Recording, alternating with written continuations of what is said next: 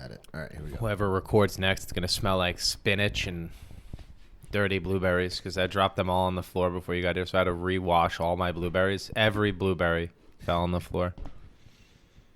It's the worst. But I wasn't going to waste the whole thing of blueberries. You can't.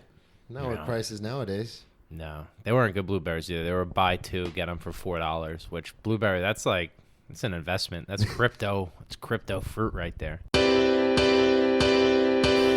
Grab me a beer and grab him a coke. We bout to sit for an hour, bullshit and tell jokes. And please don't mix it up, cause he done sobered up. Brandon T Comedy on your social media feeds. And Brandon Taz said, is your ex drinking buddy? Brandon Taz said, is your ex drinking buddy? Brandon Taz said, is your ex drinking buddy? Brandon Taz said, is your ex drinking buddy? What's up, everybody? Welcome into another edition of Brennan Tassif is your ex-drinking buddy. I'm your host, Brennan Tassif. If you are new to the show, I'll give you a quick rundown of the show. I used to be everyone's favorite drinking buddy. It was my favorite thing to do, to hang out with friends, do drugs, get drunk, and reminisce about old stories and wreak havoc. So I am sober now, but that is still one of my favorite things to do, hang out with friends and reminisce. Usually I'd be joined by a guest. This week is no different. Joined by stand-up comedian, ultra-marathoner, just overall great guy, hilarious guy, Dan LaMorte. Woo! Here we are. The crowd goes crazy. What's going on, man? And a garbage truck drives by right at the introduction. That's Absolutely. my career. You really are. You are a drinking buddy because anytime I run into you at the stand and I'm like, I'm about to have a drink, you're always like, fuck yeah, you are. And I'm like, oh, this guy is sober, but... It's one of my favorite things. Your mentality isn't sober. No, it's one of my favorite things because I do miss drinking. The lifestyle of it, the aspects of partying with friends, hanging out, staying out late. It's weird because when I go to the stand a lot of times now, I won't go to the shows. I just kind of go to hang out. And you never feel more like a tool when you go to a bar and order like a water and just sit. Like if everyone's in the showroom. Well, now they got that Heineken thing. Yeah, the Heineken Double Zero. I haven't tried that yet. I see a lot of people who are sober really liking those because it looks like a Heineken or the Liquid Death cans. I was going to say the Liquid Death. That's John got me on that. Friend of the show, bartender over at the stand. When I came in the other day, he goes, I got something for you. And I was like, what? He handed me a can of Liquid Death. And I was like, isn't this just water? Sparkling or water? Just regular. They have two. They got one time they sent me a bunch of cases, and I guess I didn't promote it properly because I never got more cases. But there was like a 2-month period where I was like working out with Liquid Death. Yeah. When people send me stuff, it gets used immediately. Yeah. Anytime someone's like, "Can I send you a shirt? Will you wear it?" I'm like, "I'll wear it probably twice a week for the next 5 months because that's how few clothes I have." Oh man, you get sent a lot of stuff because you do the ultra marathons.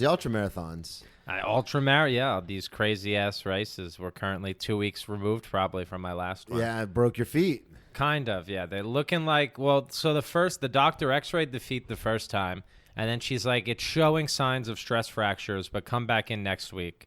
And I came back in the next week, and she's like, it looks pretty good, so go ahead and start running again. Shit, okay, awesome. So then I ran 3 days last week, and each run got progressively worse for my body to where my feet just started killing me. So I'm going to take a few more days off. So yeah, maybe a couple more days. Promote everything before we get too far into it. Promote all your stuff. I have nothing to promote. I'm Dan LaMorte. I'm a comedian in New York. Look me up. I got some albums out there, social media. You do have Rent Money once a month. Oh, and a over monthly at the show, Rent Money, yes, at the Stand in New York City. Me and my girlfriend, Colleen Genevieve, also a comedian, produce it. December's one is her birthday show. Yeah, so we definitely want to get her on here for that. And it's she's got some party stories. She used to work for a rave company. Oh, really? Yeah. Oh, we got to get her on and talk about those. That's drug business right there, Drug Incorporated. Yeah, I've seen Bad Boys 2, man. I know how it works. I've never. Really? Is that the one with Will Smith? Yeah. Yeah, no. That franchise. Haven't seen that one. Yeah, not a big movie guy. You're not? No. In the second one, it's all about ecstasy. Yeah, really. I'm too indecisive. I watch if Netflix had the stats on my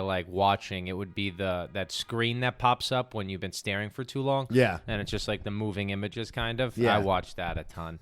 I can't make up my mind ever. And if I do, I'll end up on like a Scandinavian cop show. Yeah. I love a subtitle. I do know you're not a big fan of Forrest Gump, as you refer to in your. It's got its points, you know. I haven't watched it in so long. I'd have to go back. It's like a good movie. I an love airplane that bit. movie. Yeah, I love that bit that you do about that. But I did that last night. That's not one I break out often. Not every time people love an age joke. Well, and it's also It's got to be the right time.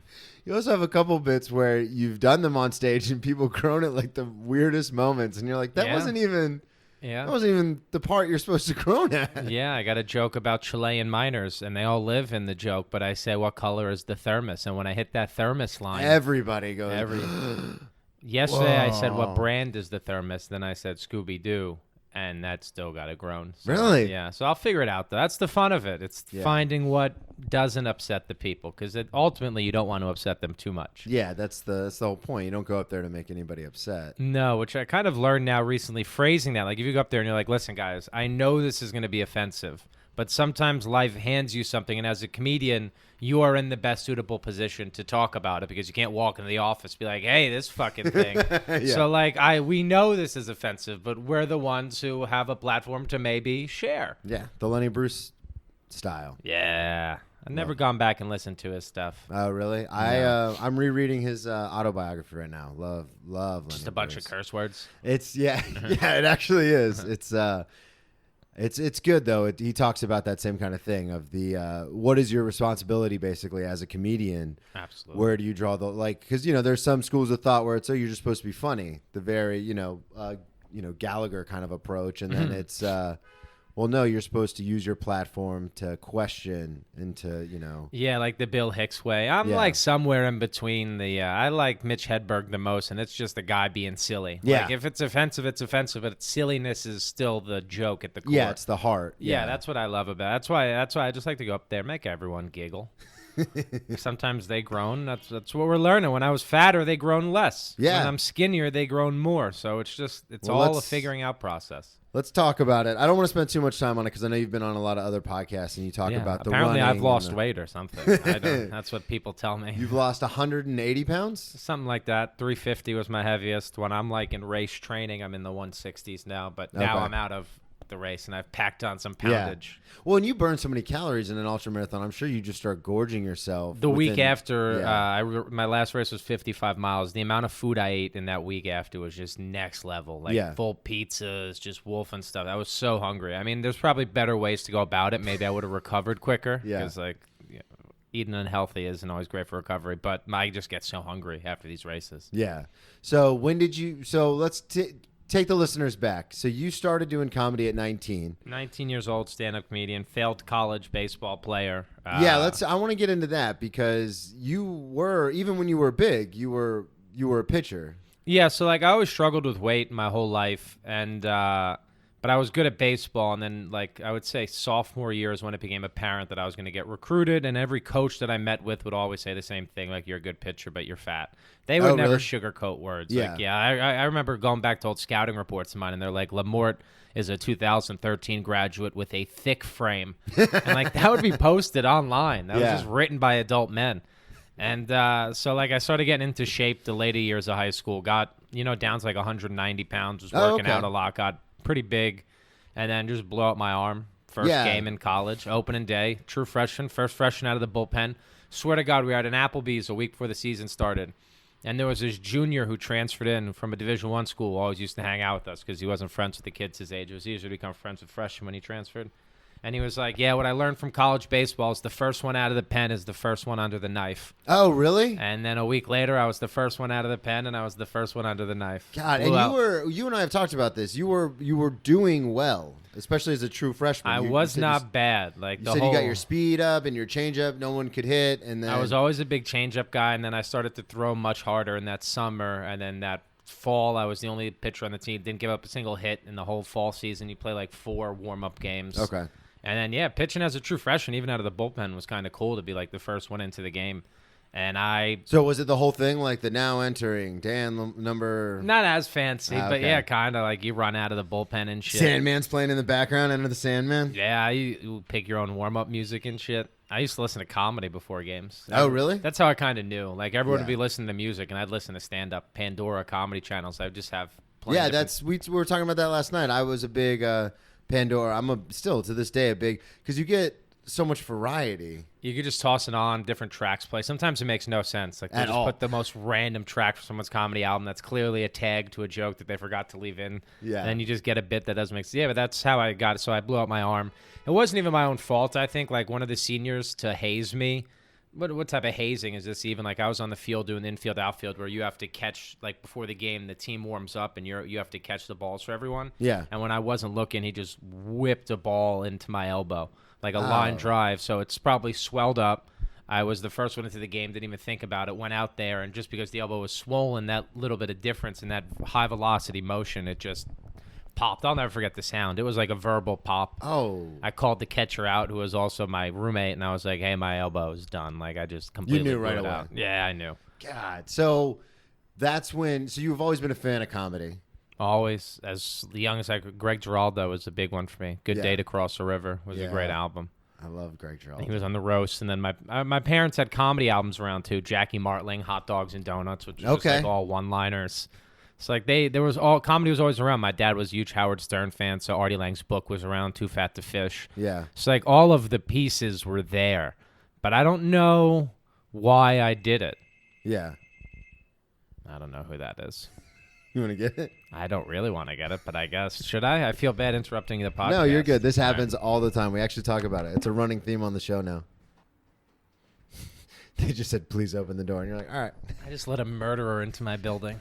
My girlfriend gets so mad at me because a lot of times at like 1 or 2 in the morning, our thing, because it's just people hitting the buttons. Yeah. But we have a really big dog. Yeah. And so she freaks out.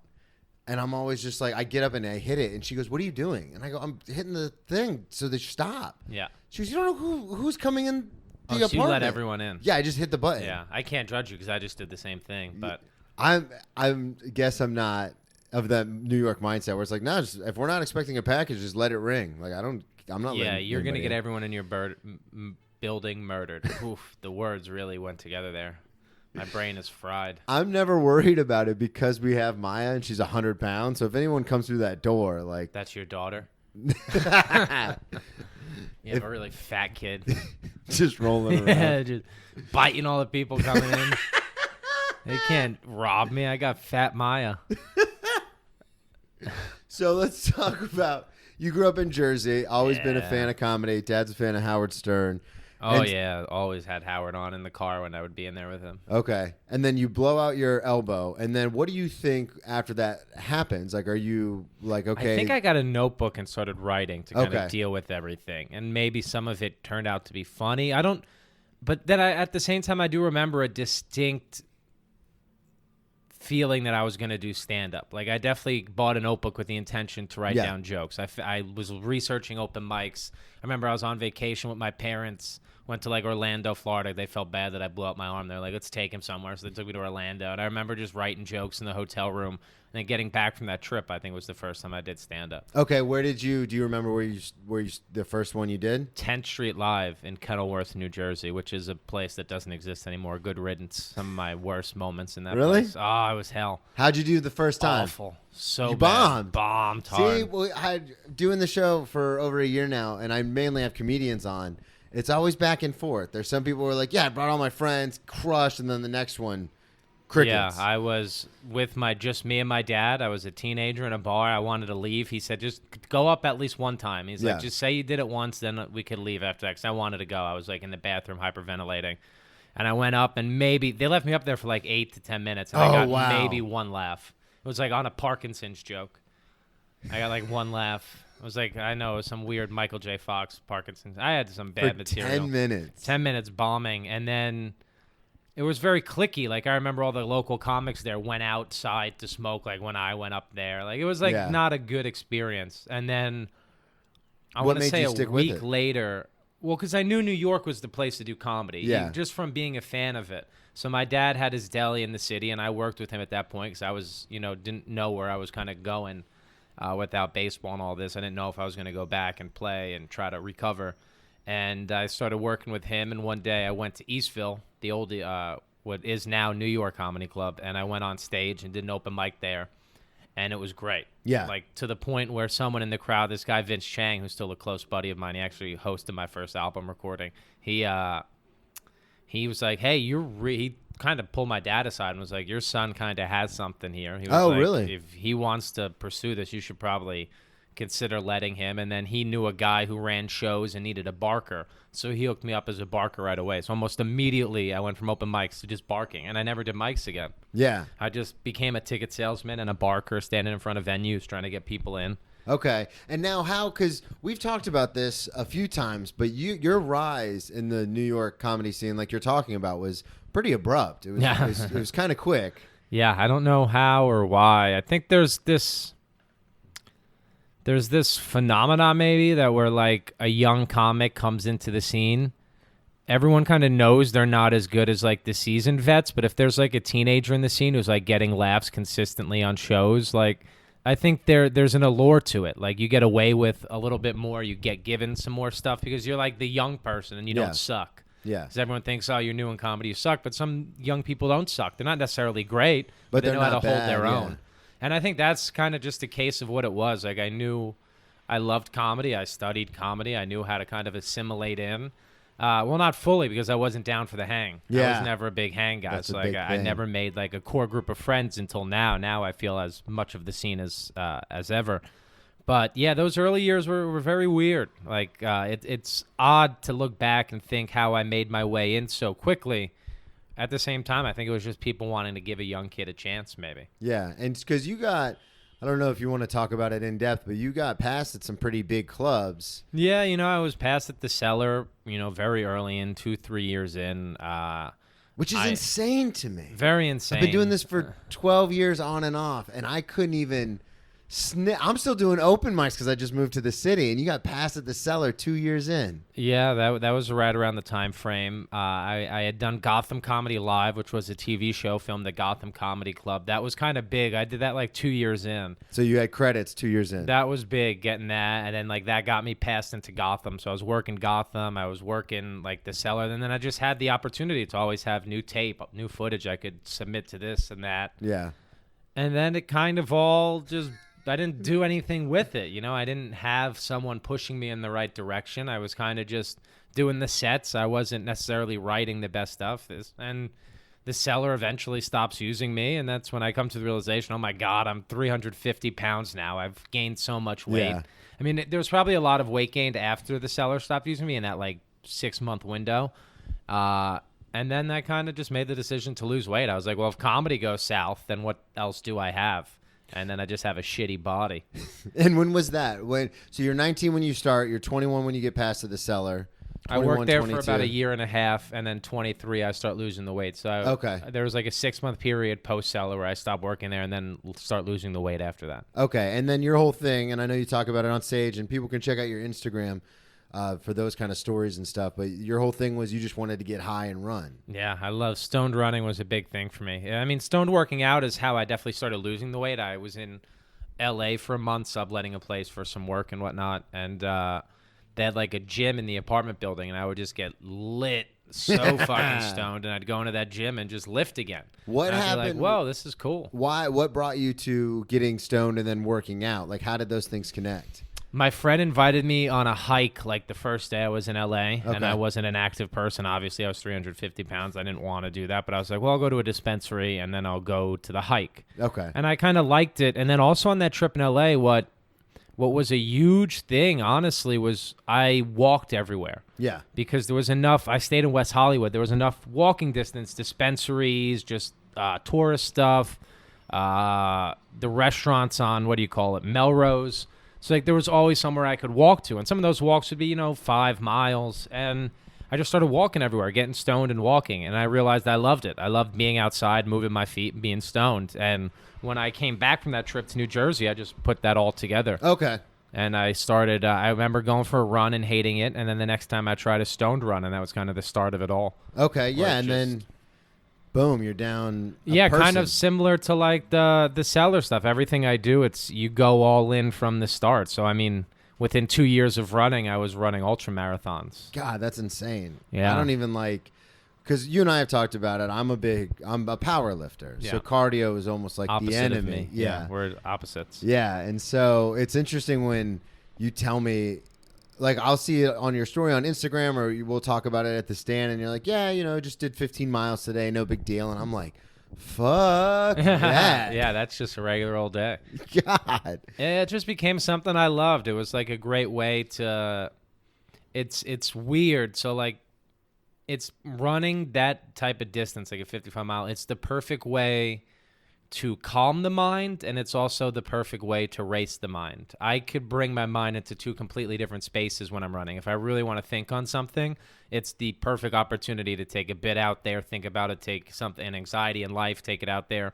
Or if I really just want to zone out and enjoy a long run, I could do that as well. So it's kind of this perfect You can do both. mirror to both things. And I kind of needed that for comedy. I needed something outside of comedy. Yeah. Like another passion, because comedy, sure, it could be a hobby, but it's my job. So I needed like an actual hobby, something else I could do, something else I could have fun with that could bring joy to me. Because in comedy, there felt like there was no goddamn finish line. Well, and it's also like you said with everything that happened with the cellar when that was over, and you came to the realization like, well, I'm 350 pounds, and if I lose comedy, I've got nothing. Yeah, and it's funny. Like I always think back to like even when I say losing the cellar, and now I just think I was like, well, I wasn't good enough. Yeah. And the best thing about it, of getting out there, was that at the same time, not only did it inspire me to work out harder, but it inspired me to become like a different kind of comic, I think. Because in the weight loss, it really forces you to hone in on your writing. Yeah. You can't rely on a persona so much as you're just your words up there now. Well, and that's something that I went through as well when I got sober this last time. My comedy before was very much disjointed. It was all over the place. There was no clear message. I couldn't find my voice to save my life. Yeah. And then when I got sober and I started taking it real serious, I was like, oh, this is what I'm trying to do now. And so everything became a lot more clear because I had an intention. Yeah, to what I feel I like was there's doing. a lot of comics who find what they want to do in sobriety. Yeah. I had a good sober month. I went fully Yeah, sober you for a did. month and enjoyed it. You went a whole extra week. Extra week. Yeah, I really thought I was going to go a lot longer, and then I hopped back on the train, and I've hopped on heavy. But I'm feeling like I'm going to get off again soon. At least the weed train. The weed is what, like, I really tell myself how great it is. But then, honestly, like, I went out for a stoned run the other day, and it was really good, except I forgot how much my feet hurt. Yeah. And I got back from that, and I was, like, real messed up. I was going to say, that's especially with the condition that you were in after that race. That's got to be... Yeah. Your body's got to be like, the fuck are you doing? You go through this weird thing where, like, you shouldn't run. Like, I'm in this weird thing where I know to run, I need time off. So, like, the thing I want to do, the only way to get it is to not do the thing I want to do. Yeah. It's a very weird conundrum. It's the same thing. Every day I wake up, because I go to the gym 6 days a week. So on Sundays, I have to force myself to be like, you're not going today. Yeah. Like, just find something else to do. Yeah. I got to write or something. I'll Yeah. be like, give me at least one new bit, and then I'll be like, all right, well, you didn't run, but you got a new bit. That's my problem, because I go full into everything. So, like, when I was so into the running, I was like, oh, you're ultra runner Dan. Yeah. And then comedian Dan takes a backseat, which is okay. Sometimes in life things need to take a backseat, but running's never going to pay the bills. I'm still a 350-pound guy at 3 years ago. You know, it's hard to be. You're not taking that body to professional level. Yeah. It's not Goggins yet. No, not yet. And Goggins wasn't even a professional runner, you know? Yeah, I that's true. I guess technically if he sold his story, so that makes you a professional of sorts. Yeah. So when did you start smoking weed? In life, in high school. Okay. And then Did you in party a college, lot in it high was school? big.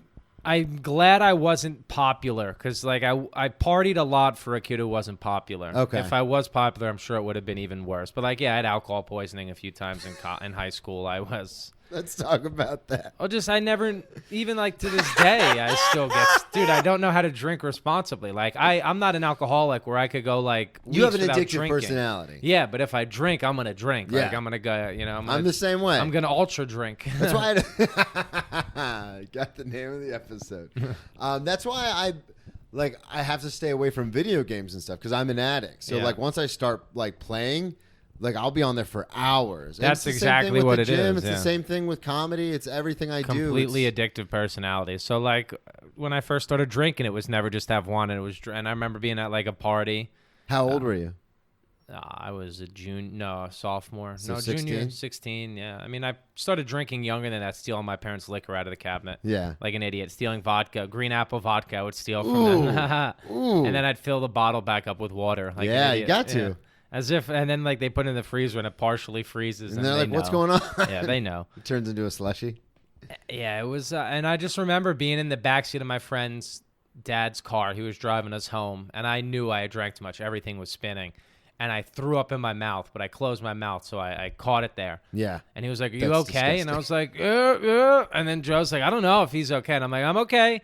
And then another one So you came just up. swallowed it down? There was nothing to swallow because another one came back up, and you Ooh. can't swallow, throw up when there's another one on the way. So I threw up all over his car.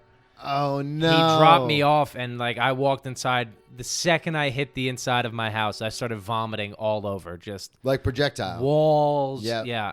And my mom was a nurse, so she definitely knew I had alcohol poisoning, but she forced me to stay up all night and just made me throw up under her care, so never took me to a hospital. I threw up, had to be 30, 40 times. God. And she just watched me the whole time. I think we drank Everclear that night.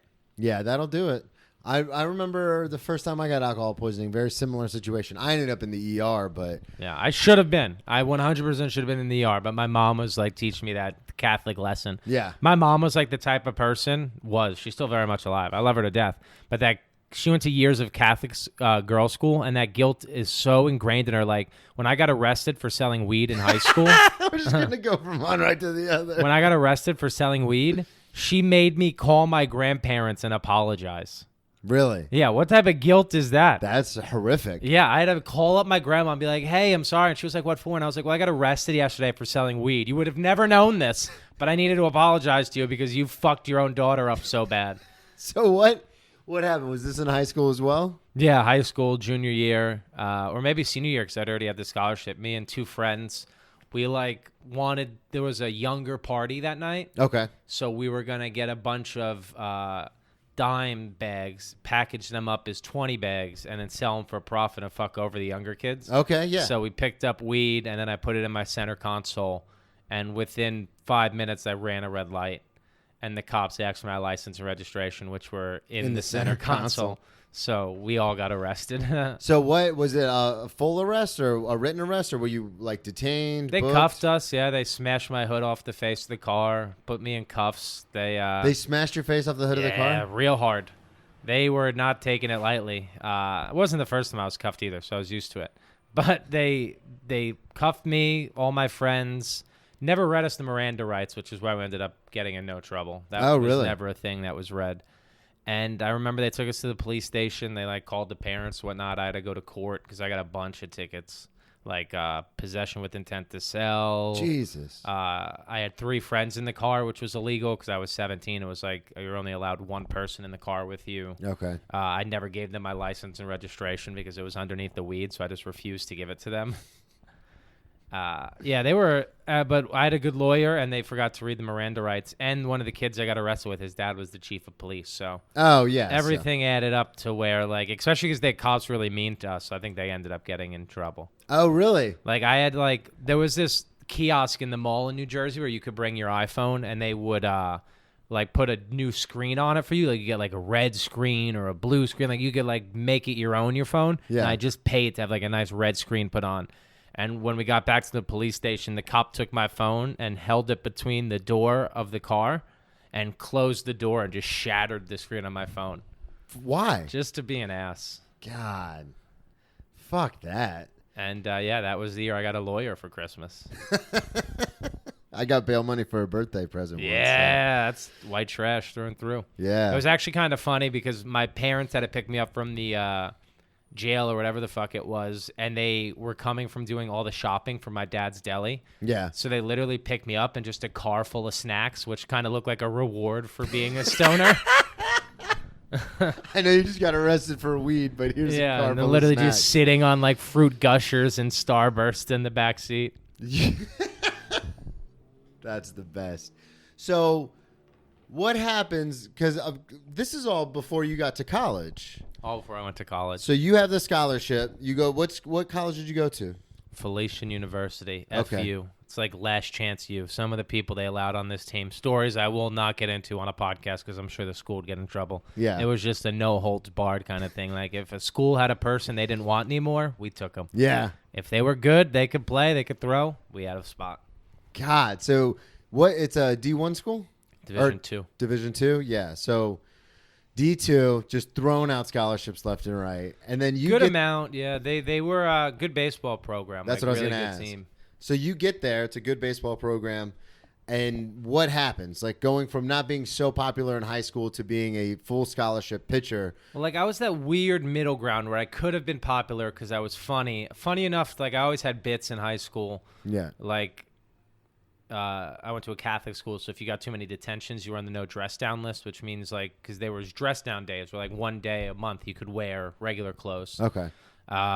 Which was always, I felt like not a smart thing to do in Catholic schools because it was just like the horniest day. Yeah. Like where girls. Oh, so it was co-ed? Yeah, co-ed. Okay. It was like the day where everyone could just really flaunt it. Like, you know, girls would like have the cleavage out, guys would all be in gray sweatpants. Yeah. But like, I remember one Christmas I was on the no dress down list, but I still came in, but in a full elf costume. And I had bells all over the costume because I knew we had to have masks, so I had to get like masks with these jingly bells on. I had on booty shorts, an elf costume, elf shoes. And like I would always do bits like that. Like I always liked just doing crazy shit. So like I had friends, but I also was weird. Yeah. It's like there was no way around it. I was still always a comic. I liked being to I always myself. thought I was just fat. Yeah.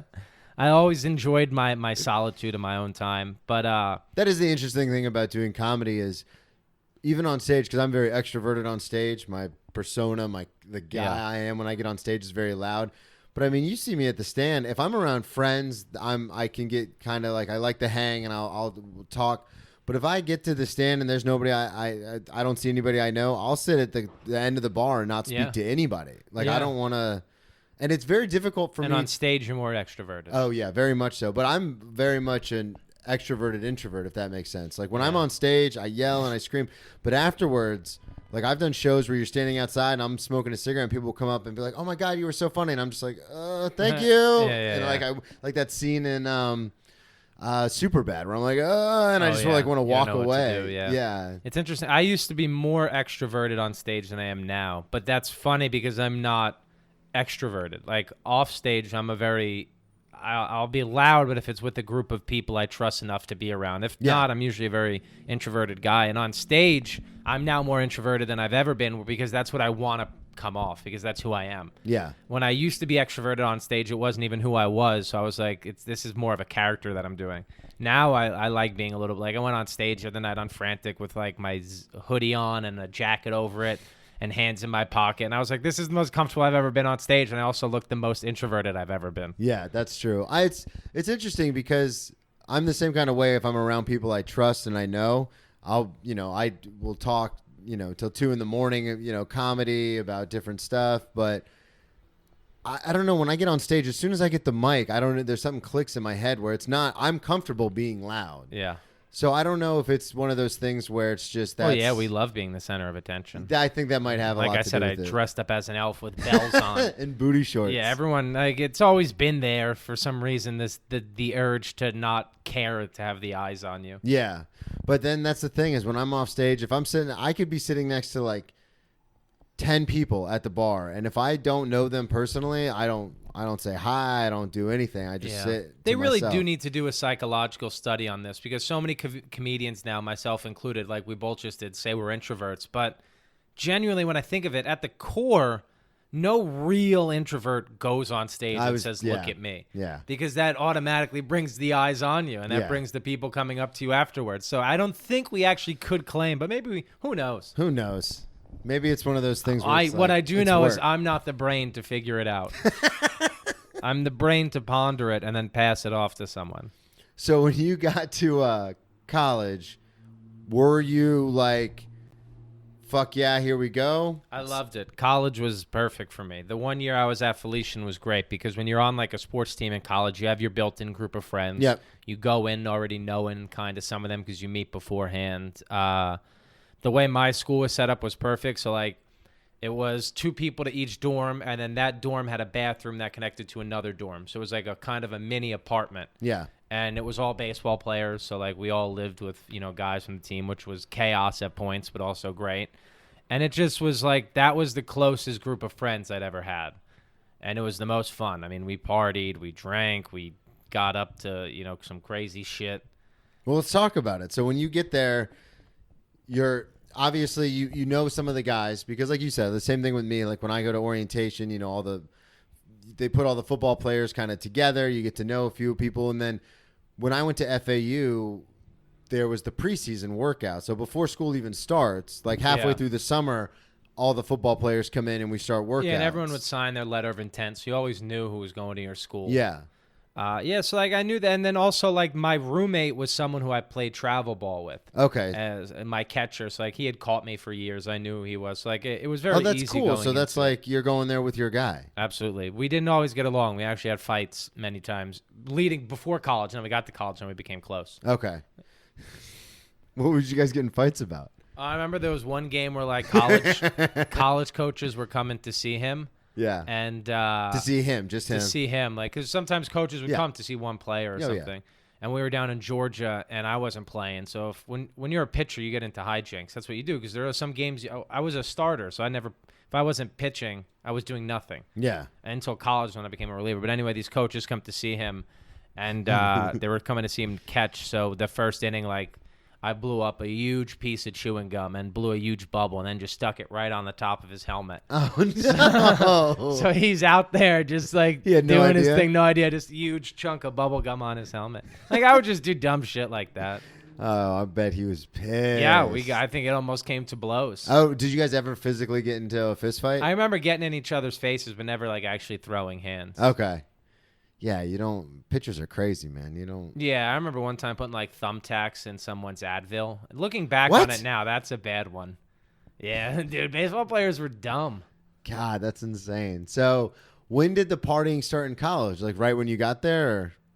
Yeah, right after we ripped that guy's esophagus with the Advil prank. But no, I'm joking. That never worked. The Advil prank. Kids aren't that dumb. But partying started quickly because the older seniors had a house, the baseball house. Okay. So, like, they would, like, I remember right away they brought the freshen over, and it seemed like their goal to get us as fucked up as possible. But that was like a party house. A few seniors had houses, and we'd all go there to party. Yeah. And then the biggest party ever, though, was as freshmen, we decided, let's try to throw a party. Okay. In the dorm rooms. Oh. This was a 2-person connecting dorm room. This is a Franciscan university. And, dude, not the banger we throw. We got the seniors coming from their senior house to the freshman dorms into the party. Really? We got kids from other fucking schools. It was a big commuter school. We had people who didn't even live at the school come in. We had... How did you get the party going? Like, what happened? You guys just one day decided we're going to have a party? What was the planning that went into it? We bought a bunch of beer, a bunch of weed, told everyone we were going to throw this massive party. Whatever happens, happens. And I think they said, like, that night... I'm probably exaggerating the numbers, but I believe anywhere from like 40 to 60 kids got written up. Which, really? Mind you, this is a dorm building that usually 4 people live in. Yeah. We had about 30 people per room. Damn. When the cops came, the superintendent, like it was a big thing. Like all these people came. I'll never forget, like the cops busted in and then the senior baseball player was like hiding under my bed. Like this kid who came from a house where he could drink at with no problem is now in a dorm getting in trouble. The RAs, now you're surrounded by underage kids. Yeah, the RAs busted in and they watched us as we poured every single beer down the drain. Had to be 70, 80 beers. God. They made us pour each one individually down the drain.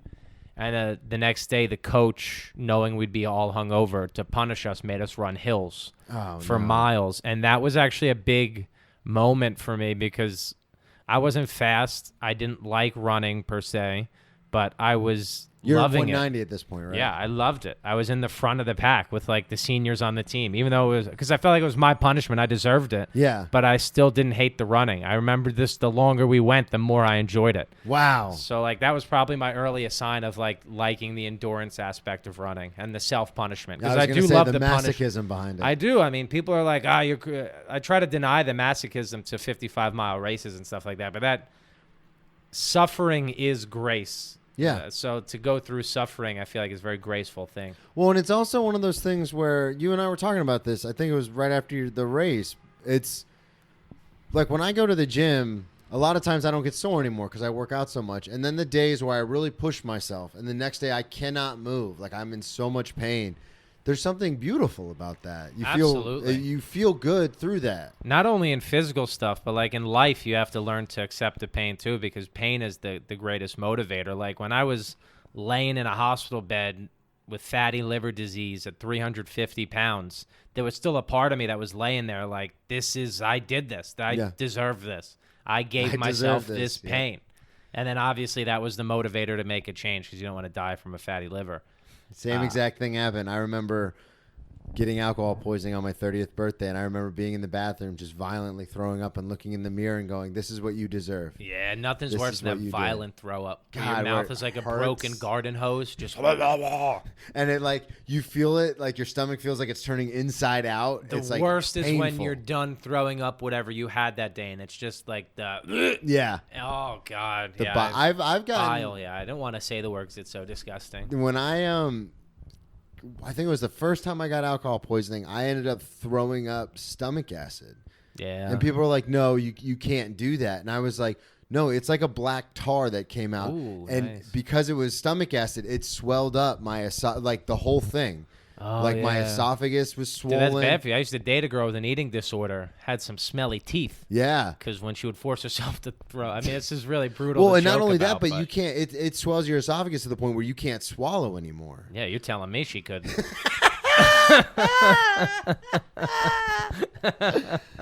Oh God. But so you throw this banger of a party, you get punished with hills, and then it's when you kind of find a love for the endurance. Yeah, that was a fun party to get in trouble for. Then we started taking our fun off campus. There was another school, Montclair. Yeah, I know. Not far Montclair. by. So like Felician wasn't a big party school. Montclair was a bigger party school. So sometimes I guess to take out our anger, we would there'd be a designated-ish driver, Yeah. that would One or two drinks. Yeah. would go out through the night. But we would drive to Montclair, and we would go to we would find where their big parties were, whatever frat houses they were going to be or sports houses. Yeah. And we would wait until later in the night when these kids would be drunk walking in between parties, and we would just take eggs and start egging them from the car. Oh my God. Just at other schools fucking Yeah. would do. I remember one time, this was a crime, but they got away with it, is Montclair had a lacrosse house. So like the lacrosse team had their own house or whatever. We got into a party at the lacrosse house, and they had this like beautiful neon sign that was from like the old Yankee Stadium that Oh, used wow. to hang there. And we just stole it. We had like a pickup truck waiting to go. We just wrapped it in a blanket, put it in the pickup truck, and drove So off. you just happenstance had the pickup, like you were driven there in a pickup truck. No, I think this was a plan. Okay. I just remember going That's what I along wanted with to it. get I to. don't remember being part of the plan, but I think someone knew someone at this school who had the sign. Yeah. So we were like, let's pretend to go to the party and steal it. And I was just like, well, I could probably drink tonight, so I'll go. We did bad, dude. Felician was we had to make our own fun because it was a dry town, Yeah. East Rutherford, New Jersey, and the parties weren't like it was a small school. So like I left Felician after I got hurt. The second year, which would have been my sophomore year, they had an influx of students that they weren't ready for. They had a house a bunch of the kids at the Red Roof Inn. Really? And a lot of them got bed bugs. Yeah, it's like That's one of my that's the biggest type of fears. college it was. Like I hand wrote my college entrance exam on Did you loose really? leaf paper. No. That's how confident I was with the scholarship and how shitty the school. Yeah. God, that's a small, because FAU is not a huge school, but it's still 30,000 kids. Yeah, this wasn't that. Yeah. This was like everyone knew each other. Yeah. Okay. Did you? Like when one of our assistant coaches, we had to help him move in. That was like one of our workouts. We had to help him move into his place in East Rutherford. Really? And then 2 weeks later, when his wife left him, we we had to then move him into the dorm rooms, and he stayed in the dorm rooms illegally. He had his own dorm room. This was like a 50-year-old man, and he paid. That was one of your workouts. Yeah, that was one of our workouts. It was a bad school. Oh man. Good baseball team though. Is there a part of you that maybe thinking back on it now, hindsight, you wish you went to a bigger school? No. Did you have offers from other schools? Yes. Okay. None of them were like the biggest, but this was the one that made the most sense. I had this weird inclination to stay in New Jersey, especially in the trouble I had been getting in, and I was having some mental issues the year before that. I was in a mental institution for a week, so I just knew it was probably best to not go that far away from home. Was that drug or alcohol related, or? Drug, relationship. It was a mix of like a relationship ending, me getting caught for selling the weed, and just being like, well, I guess if I tell everyone I want to kill myself, they can't get that mad at me for selling drugs. Yeah. But I also was probably suicidal at some point of it. And then I went away to a mental institution for a week, and I loved it. Yeah. I had so much fun. I have Time a of my lot of- life. Yeah, I have a lot of experience with that. I was an adolescent, so I was in the 18 and under wing. That was party, dude. We had a menu for food and stuff. Oh, really? Yeah. It wasn't like that when I got Baker acted in Florida. It wasn't that much. It wasn't like a party. I had a good time. I almost got myself caught up there for a while. Like, I was only supposed to be there for a week, and they tried to keep me for a while. Yeah. Because, like, I was an aggressive baseball player, and, like, they were asking me about baseball, and they were like, do you ever hit anyone? And I was like, well, if they warrant it. They're like, what do you mean? Yeah. I was like, well, if someone walks across the mound, the next batter gets hit. Someone talks about me before a game, that guy gets hit. Yeah. And, like, I started telling them, like, all the people I've Lessons hit. not And they were learned in like, you blood have are anger soon problems. forgotten. You need to stay here for a while. I was like, no, I don't. I didn't mean any of that. You have anger Yeah. problems. It was fun. I really did like it. I mean, like, because they say you're not allowed to flirt with anyone, so naturally He gets everyone's hit. trying to fuck each Oh, other. yeah. Dude, you want to hear a crazy story? Yes, I do. So you're not supposed to make friends with anyone. I make friends with this kid whose name I won't use. So me and this kid, we become Walk across buddies. the mound, you get hit. He's there, right? He's there with a broken arms in a cast. Yeah. He's there because his girlfriend broke up with him, so he punched the floor, shattered his arm to pieces. Yeah, and this is how fucked up the mental institution was. Like, I tried making this a joke on stage, but it's so I've said it on stage before, but it's also the real thing. Like, they wouldn't let us pick out our own movies, but they would pick out the movies for us. And first night we were there, they made us all watch The Notebook, which is like the saddest movie. And like, this kid's in there for going through a breakup. He's like crying onto his cast. But this kid, we become buddies, whatever. We stay in touch after the mental institution. He's got a rough go of it, you know. He doesn't straighten it out like a lot of us did. It continues to be sketchy for him. He kind of gets it on the straight and narrow. Invites you to his wedding pre-pandemic. Like, Oh, maybe wow. So you guys have stayed in touch for a while. yeah. Invites you to his wedding. He's like, dude, I'm getting married in a few months. Look out for the invite. The next week, my mom says, hey, isn't this your buddy? Click the news article. Murdered 2 dudes. What? Just shot him. Yeah. Just killed 2 guys. What? Yeah, I was talking to him like the day before about his wedding. Would, He was asking me to hang out and stuff too. He always asks. He'd be the type of guy who'd like hit you up, and be like, you know what, you need a gun or anything? And I'd be like, no, I don't just need. What do you think? You're gonna catch me on a day I needed a gun? Yeah, he was like, oh, he was one of those guys. If you need a gun, I got you. I'd be like, I'm still telling jokes, man. So what? Is he in prison now? Yeah. They caught him? Yeah, they got Did him. we ever figure out why he killed those 2 dudes? I think it was a drug deal gone bad or something. Oh, okay. Yeah. Well, I mean, that makes more sense. I thought it was going to be, hey, I'm getting married. And then he like walks into his girl getting gangbanged. And he's just No, like, everyone's dead. I think it was, yeah, he had anger problems looking back on it. Obviously. Yeah, I remember him losing his cool a few times. He was one of the few guys I stayed in touch with. Yeah. That mental institution got in trouble because it turned out in the time I was there, I actually could have been part of the class action lawsuit, but I never really did much with it, that they were drugging us at night. They were giving us like sleeping pills without telling us, so they could just knock us out and not have to deal with us. Okay. Yeah, that's I didn't fucked up. feel that bad about it. It's not like, No. you know, Little if you stay trazodone? yeah, it's not like if you stay awake, it becomes less of a mental institution. Yeah, they were seriously. kind of just helping us. I took trazodone for a while. Yeah. Shit was like a horse tranquilizer. Yes.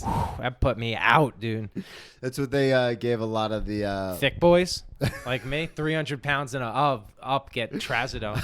I was going to say the bipolar kids they gave them. Yeah, they thought I was that for a while. Did they? Yeah, it made no sense. I never had any manic highs.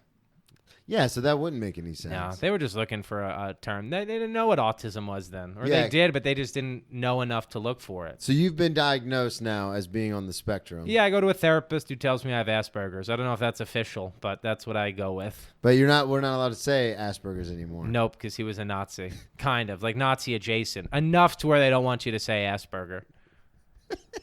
I don't know. It's not even like you're, yeah. I got crystal knock disease. It doesn't even sound that Asperger. I got it when it was not even Asperger. It's autism spectrum disorder. Okay. ASD. Shouts out. Shout out, yeah. You're actually the second comic I've had on here that has autism Oh, spectrum God. disorder. How many comics have you had on? A lot. Yeah, so I'm definitely not the second. Oh, yeah, that's true. There's so many autistic people in comedy. They just... No, that is true. But you're the second person who's been diagnosed by a seemingly professional that they have it. Yeah, like basically I started going back to therapy and I brought up to because a comic who had a brother with Asperger's like pulled me aside one day. I was like, I don't know if you know what Asperger's is, but like this is something that I think you might have. So I started looking it up after that, taking some like the online tests and shit. It all made sense. It was like, then I found a forum that had like adults with Asperger's writing like essays and stuff about how they perceive the world and stuff. Like that was the first time I kind of read stuff that I felt put like my existence into words. So that was when it kind of became real to me. And I went back to therapy, and the therapist was like, yeah, this I believe you exhibit these signs. This makes sense. Like a lot of times young boys are misdiagnosed bipolar 2 who have Asperger's. And what is it? It's just a disassociation, isn't it? So for me, it's all over the place. It's a lot of sensory stuff. I don't really love being touched. Like a quick dap up and a hug I could do, but like actual physical contact is really tough for me, especially with the closer someone is to me. Like the more I love someone, the harder it is for me to let them touch me. Okay. Stuff like that. Loud noises is tough. I don't eat wings or ribs, stuff like that. I can't have stuff on my fingers. Okay. Weird stuff. Like I've had tubes in my ears a lot of my life, which people with Asperger's have more fluid in their ears than most people. Oh, wow. So like super sensitive hearing as well, more intuitive than most, I'd say. Like I'll pick up on things that like if I'm with someone in a group, I'll usually be the one who picks up on like, I'll see the person in the distance. I'll notice what they're doing, like what they're wearing. Like it's weird stuff, weird focus on things. Yeah. And like one track mind, like when I get into something, I'm into it. Like when I'm into running, it's running. When I'm into comedy, it's comedy. Same thing. Like when I'm driving, that makes a lot of sense then. Like when I would drive into the city, I would take the same lane, the same toll booth. Okay. Yeah. So now that you're describing it, a lot of comics. A lot of people are. It's like I think a lot of people fall on this wide spectrum of things. Yeah, that makes a lot of sense. I love the tag that you have. I count windows. I don't know what you want from me.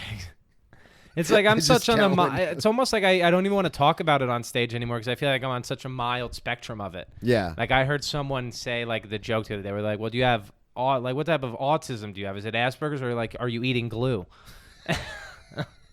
And I'm like, yeah, you're right. I'm not eating glue.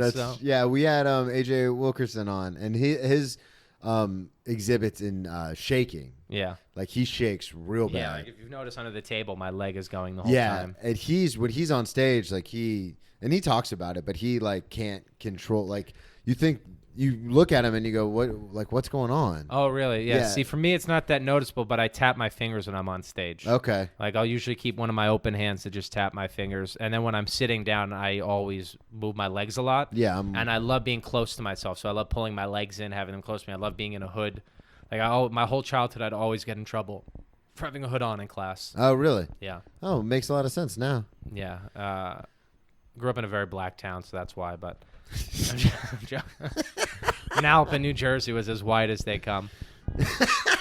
My town needs more crime. They have a Facebook page, Manalapan Facebook page, where they just post pictures of the people who didn't put their shopping carts away. Really? Yeah. That's how bad it is? You see that, and you're like, someone needs to hold you up at gunpoint today. Just so to really show you what crime what is. Fear is. Yeah, it's not the woman who wanted to get her cart close to her car to dump the Oreos in. She's not the real perpetrator here. I miss it, though, Yeah, you just moved into the city. We're recording this in my brand new apartment. There's only very few things here. No couch. I have a picture of myself hanging up. That's it. Yeah. An artist I like made that for me. Like that's awesome. A guy whose art I've actually bought before. So like my girlfriend says it's narcissistic. It was more a joke than anything, and I just haven't taken it down yet. Yeah, leave it up. It looks good. We have a TV. I like it though. You know? It's a big apartment. It's a long apartment. Very long and thick. It enters hard. I wanted to get back to. You did say we talked about the first time you got alcohol poisoning. You did say you got alcohol poisoning a couple times. So many times. So the first time was in high school. Did you continue to get it in high school, or did you get it when you went into college? One other time in high school, I got it on Loopy vodka, which is Fruit Loop. I know Loopy. Oh, I know Loopy. I haven't been able to even eat Fruit Loops since, dude. That was ruined me. That was big because I'm a few years older than you, so that was big when I was in college. That was 3 olives, right? Loopy vodka. Yeah, I remember when it came out. It was huge. I'll never forget. I had Chinese food during the day. Then I went to a New Year's Eve party at night, and I was projectile vomiting rice. So much rice. I don't know, dude. Rice comes up so easy when you throw up. I've thrown up rice so many times. Rice, apple, fruit's really good too if you're gonna throw up. Ugh. Ice cream is good. Man, I'm just thinking of all the times I'm throwing up now in my head. Yeah, so like that happened again in high school. So on that New Year's Eve, then When you say alcohol poisoning, you know it was like because, or did you just there's like drink too throwing much? up 2 or 3 times, and I consider alcohol poisoning if you threw up more than 25 times in a night. Okay, yeah, I would agree with that. Cause the reason I ask is because the 3 times I've gotten alcohol poisoning, all 3 times I've been rushed to the emergency room. Yeah, well, and it's you're like close to dying. Yeah. There's like 3 or 4 IVs in different veins because I'm so dehydrated. My body's starting to shut down. And All of my ones in college should have been like drop him off at the hospital, Yeah. but instead the friends are just like, what do we do? Let's just leave him face down on the toilet and hope he. as long as you're not laying on your back, you're gonna be all right. Exactly. They're right in the toilet. I've spent many nights in a toilet. And then, I would just say Jaeger. I mean, I don't know if I need to get into specific stories. I just feel like most of them start and end with Jägermeister. Yeah. There's very few times. Big Jaeger guy. Big Jaeger. Like, I got so into Jaeger that I started realizing if you combined Jaeger with root beer, it kind of numbed out the taste of the Jaeger. So, and then I just started, like, drinking Jaeger as, like, a mixed drink all the time. God. Yeah. I remember, like, going out with my family to, like, a Buffalo Wild Wings and being like, just double shot of Jaeger, please. Like, for real. I don't know how no one stopped me. That's a sad drink. And I would freeze it. Ugh, the deer's blood, they would call it. Yep. I had some of my worst. I remember being in Portland, Maine, and just ripping shot after shot of For a Jaeger. show? Yeah, just doing a show, and it was like the first night of the tour, and then I remember just like one of those drunks. You're like, "Give me my mom. I want my mom." Yeah, oh yeah. I am that drunk. God. I remember throwing up the next morning on the lawn of the hotel, and there was this woman out there just making eye contact with me the whole time. Like, she was disapproving. It wasn't like she was like, "Oh, I hope you feel better." She was just like, "Look at this asshole," but make eye contact while I'm vomiting, and that's such a vulnerable time to look at someone. Like she was inside of me. I can't stand throwing up in front of people. It makes me very uncomfortable. Yeah, I remember one time dating this girl, and she was very tiny vegan, and she drank a bunch of strawberry Ritas, and by a bunch I mean 2, but she was a tiny vegan. Yeah. And she was naked in my place, and she started throwing up in the toilet, and I never wanted to see her again. Because you see too much of someone when they're naked and throwing up. Like, you see the inner workings of her. Like, you know, it's like being shown a glimpse in the factory, how it's made. Well, it's like those in like the science books, how they have like the person and then like down the middle, it's like yeah, the it was like insides. the body exhibit where the body yeah. sliced in half, except she was alive on the floor. God, and you just One of our last dates. never talked to her again? It was a mix. I mean, she had already told me this was when I was heavy, and she was Yeah. a tiny vegan, and I was fat at this point. Like, she was probably going through something on her own. And, like, she flat out was like, "I can't bring someone as fat as you back home." Like, I had that. Like, I dated women when I was at the heaviest who were definitely embarrassed to bring me back home. But you would still get women. Not a ton. Like, But there was still. at points, yes. And then I had a breakup, and then after that breakup, yeah, I guess there was women along the way. Yeah, because I But remember not when a I got up ton. to Like, there wasn't a ton of sex. I was a big asshole. I'd be like, they would come over, just go down on me. Maybe I'll go down on you, and then that was all I had because I was so fat and lazy. God. I would not a big sex guy. Yeah, I remember when I stopped playing football, I ballooned up to about 315 pounds because I couldn't stop drinking. Like, I was Yeah. like, oh, and you can relate to this because you stopped playing sports. It was one of those things where football was gone, and that was 80 hours a week I was dedicating to that. No coach down up your ass Yeah. about how you look. About how you look, about your grades. There's no advisors like helping you out anymore. There's nothing. And I was just like, when I first stopped playing, I was like, oh, I have all this new free time. I'm gonna go get a job so I can actually have money To drink. and I guess I'm just gonna drink all the time. And I would drink, and then at like 2 a.m, I would drunkenly drive to Taco Bell. Yeah. And I'd come home and just stuff my face and pass out. And I did that probably 5 or 6 nights a week. And I got so big. But Yeah. when I got big, I remember thinking like I could still try to get girls, and it just was not. It was always like, oh, I'm the friend because I grew up with sisters and I can relate to women, but I just was always like the buddy. Yeah, I definitely was not a ladies' man. I was funny, so I could like kind Yeah, of that's- charm my way in, but it was never like I was always tired. It was never a thing of, and like Yeah. I lived with my parents, and I would do shows in Jersey. Like, you know how hard it would be for me to like meet a girl at a show in the city, and then be like, "Hey, so to fuck this fat body, I'm gonna have to drive you across state lines to the Jersey Shore where there's a lot of water I could throw your body into." Like it was and by the way, it's my parents' house, so be quiet when we get there. There was no chance. Like I had to luck out and hopefully like meet a girl at a Pizza Hut in New Jersey, which I had done. Yeah? Yeah, I'll never forget when we stopped seeing each other. She drove out of my driveway and she said, "You're an asshole, but I'll tell you this one thing: don't eat at Pizza Hut." And like that was like one of the most hurtful things anyone ever said to me. Like give me that warning. Jesus. There was another story that I wanted to get to, and it was about the first time you did Molly. Loved it. Not as much as mushrooms. Mushrooms has changed my life. Yeah, I wanted to get into that too. So the first time you did Molly was in college? College, yeah. We went to a music festival called Bounce Music Festival, which was in Times Square. So East Rutherford isn't far from New York. It was just like a quick train from Jersey to New York. And we had a kid who had a good Molly connection. Like they would get these pure not the Molly gun connection, powder. different guy. Different guy, not the gun guy. Yeah, that guy was probably off just stabbing at that point. And they would get this pure Molly, put it in a pill, and then they would take the individual pieces of wrapped gum. They would pop them, put the gum out, and then put the pill in there and reseal it. So you just had like a pack of gum. So you would just bring gum into the venue. Oh, okay. And we took Molly. That's and smart. It was probably one of my favorite drug experience. Just like, although we walked into the venue and there was a girl like dying outside, and they were like, "She had bad Molly," and like that's always a weird. And you had way already to start taken the it trip. at that point. Already had taken it. I'm telling you, Bad Boys 2, the exact same thing happens. This guy Yeah, we gets got bad in Times Molly. Square. My buddy was like, "The lights are talking to me." I was like, "Shut up, you're being an idiot." And then I looked up and I'm like, "What are they saying?" Like, I was so into it. Like you just feel like love. Everyone loves it. My buddy's girl cheated on him in front of him. What? Yeah, like started dancing with another guy, hooking up with him. Probably shouldn't say this. They're getting engaged soon, but Well, it was right in front of him. You saw it. yeah, he saw it, but everyone was on Molly, so it was okay, I guess. Yeah. I guess that makes it all right. And Sorry I did that again, man, but no, it's okay. It wasn't me. that would have been great. No, Yeah, we were all on Molly, man. This is what comes with it. it was just like Molly was a fun drug, and it was a fun time. Like I said, that year of college was the most fun I had ever had. Yeah, me too. The first 2 years when I played college football and everything was going right, it was the most fun. Yeah, I guess that's why everything was going right. The friends were there, the afterlife, the school life was there, and then athletics was there. So like everything was right where Right it was on supposed track. to be. Yep. And then it gets taken away and things start to spiral, and next thing you know, you're in a mental institution. That was before. Oh yeah, that was in before. high school. So like that was step one.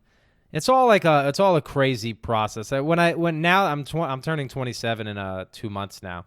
So like now weirdly, even though I'm still young, I have that ability to step back and be like, oh, everything happened exactly how it was supposed to. Yeah. Which probably comes back to the mushrooms. Yeah, that's what I want to talk about. Mushrooms was the first drug where I was like, this is life changing. I feel like some people take mushrooms and it's like a good time, and then there are some people out there who are meant to, in the words of like Alan Watts, like it awakens them. Yeah. Like there's the mushroom trip where I think there are some people who have that in them where they take the mushrooms and you kind of see everything. That sounds narcissistic, but you see the inner workings and like how everything is one and all this crazy shit. Yeah. Then you just get sent on a journey. Well, and then tell that story about when you took mushrooms, because I know you talk about it on stage, but if you don't mind. Yeah, so that's like the doctored up version. So like me and my girlfriend did mushrooms.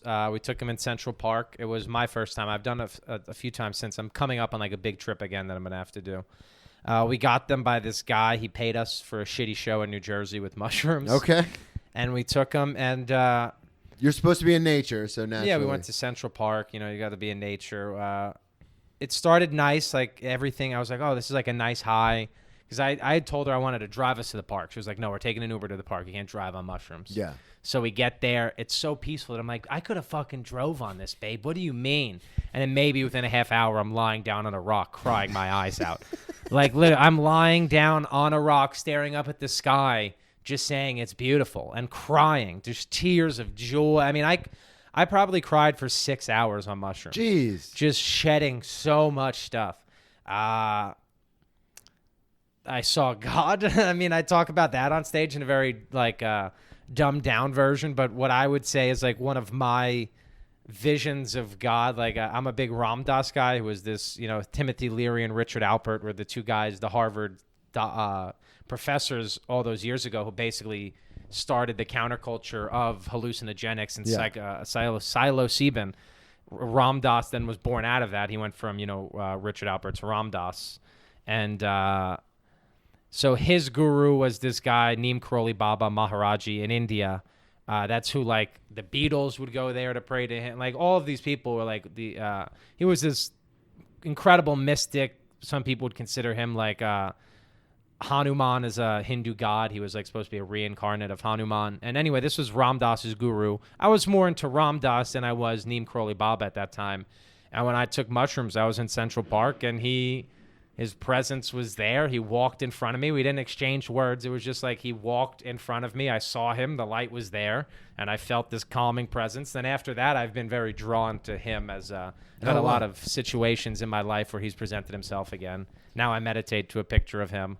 Oh, wow. Yeah. So this really, you're not kidding when you say it really changed. No, it changed my life. Became a vegetarian after, stopped eating meat. I make the joke on stage that it was because I saw a rat eating a chicken wing, which is partially true, but also partially I just felt like I couldn't really eat any living things anymore after that. Yeah. Got really into meditation, got into praying again, which was crazy because, like, I went to Catholic school, wasn't that religious, but would go to church on my own. I would have my parents take me to church sometimes. So I guess there was that weird inclination for religion.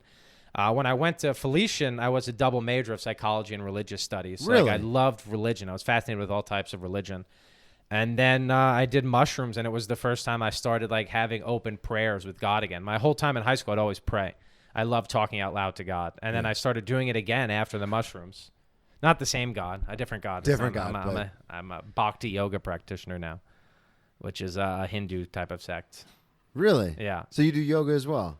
My own variation. Okay. Hey, Genevieve. Joined by a guest. Hey, what's up? Hey, how's it going? Good. How are you? Good, how are you? Good. You gonna make it into the pod? Oh, yeah. This all stays in. Oh, fantastic. Yeah, special guest, Colleen Genevieve. Catch her next month for her birthday show at the Stand. Rent money. Yes, please. Ooh, she's got snacks in there. Snacks in there. All right. Well, that was actually perfect timing. Perfect timing. Yeah, we don't want to get too into the God stuff. Keep them guessing. Keep them guessing. Check Dan out at the Stand all the time. Promote all your stuff one more time. Yes, so I am Father Dan. You can see me at Dan LaMorte on social media, danlamorte.com, all that good stuff. Just give it a follow. You got any dates coming up? January 28th, 29th, DC Comedy Loft. That's the one that I could think of off the top of my head. Okay, yeah. Check out the website. And if you happen to live in, well,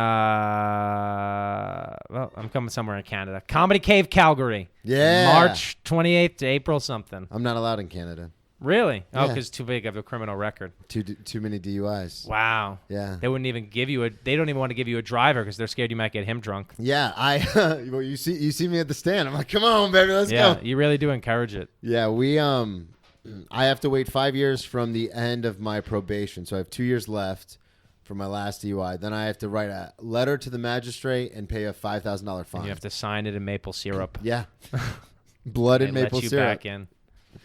But if I want to do Jay Farrell in Montreal, I have to do all that. So anyway, That's pretty fun. You Yeah. can't not allowed live a life so fun that you're not allowed into some countries. That's the takeaway of Fuck this yeah. episode. There we go. Thank you, everybody, so much for listening. BrennanTComedy.com, Brennan T Comedy on all social media. And we'll talk to y'all next week. Bye.